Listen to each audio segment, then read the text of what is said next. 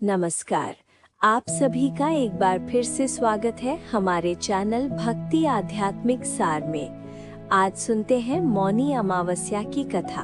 पुराणों के अनुसार काशीपुर में एक ब्राह्मण रहा करता था। उसका नाम देव स्वामी था और उसकी पत्नी का नाम धनपति था। उसके 7 पुत्र और एक पुत्री थी। उसकी पुत्री का नाम गुणवती था। ब्राह्मण ने 7 पुत्रों का विवाह कर दिया और अपनी बेटी के लिए वर खोजने अपने सबसे बड़े पुत्र को भेजा। उसी दौरान किसी पंडित ने उसे पुत्री की जन्म कुंडली देखी और कहा 7 फेरे होते ही ये कन्या विधवा हो जाएगी। तब उसे ब्राह्मण पुत्र ने पंडित से पूछा कि मेरी बहन कैसे आयु पाएगा। पंडित जी ने कहा, सोमा का पूजन करने से वैधव्य का दोष दूर हो सकता है। पंडित जी ने कहा, सोमा एक धोबिन है, वो सिंगल द्वीप पर रहती है। उसे जैसे तैसे प्रसन्न करो और गुणवती के विवाह से पहले उसे यहाँ बुला लो। और तब देव स्वामी का सबसे छोटा लड़का अपनी बहन को अपने साथ लेकर सिंगल द्वीप जाने की तैयारी के साथ सागर तट पर चला गया। सागर पार करने की चिंता में दोनों एक वृक्ष की छाया में बैठ गए। उसे पेड़ पर एक घोंसले में गिद्ध का परिवार रहता था। उसी समय घोंसले में सिर्फ गिद्ध के बच्चे ही थे। गिद्ध के बच्चे उन भाई बहनों की क्रियाकलापों को देख रहे थे। शाम के समय जब उन गिद्ध के बच्चों की माँ आई तो माँ ने लिखा कि उन बच्चों ने अब तक भोजन नहीं किया है। वो अपनी माँ से बोले, माँ नीचे 2 प्राणी सुबह से भूखे प्यासे बैठे हैं। जब तक वो कुछ नहीं खाएंगे हम भी कुछ नहीं खाएंगे।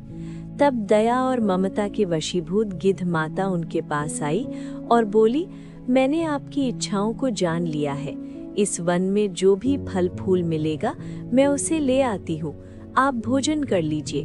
मैं प्रातःकाल आपको सागर तक पार कर दूंगी और सिंगल द्वीप की सीमा के पास पहुंचा दूंगी। और फिर वो दोनों भाई बहन माता गिद्ध की सहायता से सोमा के यहाँ जा पहुँचे और वो सुबह उठकर सोमा का घर झाड़ कर लीप दिया करते, जिससे सोमा प्रसाद पहुंचाई। एक दिन सोमा ने अपनी बहू से पूछा, हमारे घर की सफाई कौन करता है, कौन इसे लीपता पोतता है? सभी बहुओं ने कहा, ये तो हम खुद ही करते हैं, हमारे सिवाय बाहर से आकर इस काम को कौन करेगा? लेकिन सोमा को उनकी बातों पर विश्वास नहीं हुआ। एक दिन उसने इस रहस्य को जानना चाहा। वो सारी रात जगी और सब कुछ उसने प्रत्यक्ष अपनी आंखों से देखा।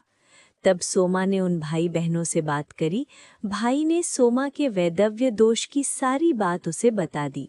सोमा ने उनके श्रम साधना और सेवा से प्रसन्न होकर उचित समय पर उनके घर पहुंचने का वचन दे दिया और कन्या के वैधव्य दोष का निवारण करने का आश्वासन दे दिया। मगर भाई ने उनसे अपने साथ चलने का आग्रह किया। आग्रह करने पर सोमा भी उनके साथ चल दी।